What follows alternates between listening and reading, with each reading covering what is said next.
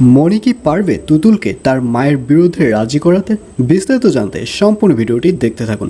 আসসালামু আলাইকুম প্রিয় দর্শক, সবার কি অবস্থা? হাজির হয়ে গেলাম দীপ্ত টিভির নিবেদিত মাশরাফির জন্য নাটকের 1047তম পর্বে কী সব ঘটতে চলছে তার অগ্রিম খবর নিয়ে।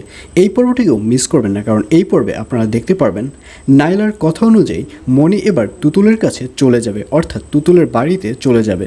এবং মনি যখন কলিং বেলে ক্লিক করবে তখন তুতুল দরজা খুলে বলবে, কী ব্যাপার তুমি?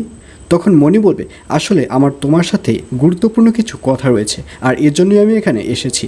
তখন তুতুল বলবে, দেখো আজকে আমি সাগরের সাথে তার গ্রামের বাড়িতে চলে যাব। আজকে আমার হাতে অনেক কাজ, দয়া করে আমাকে কোনো ডিস্টার্ব করো না।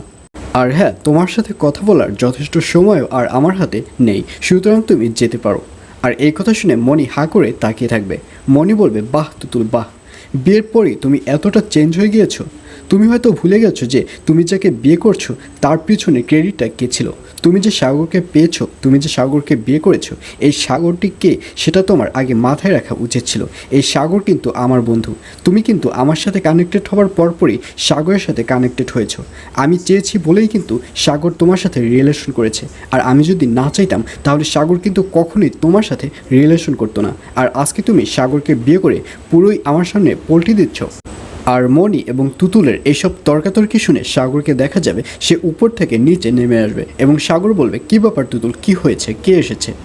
আর অন্যদিকে আয়ানকে দেখা যাবে সে মন খারাপ করে বাড়িতে ফিরবে, এবং আয়ানকে দেখে দিলার বেগম বলবে, কী ব্যাপার আয়ান, কী হয়েছে? তোমার মুখটি এভাবে ফ্যাকাশে কেন দেখাচ্ছে?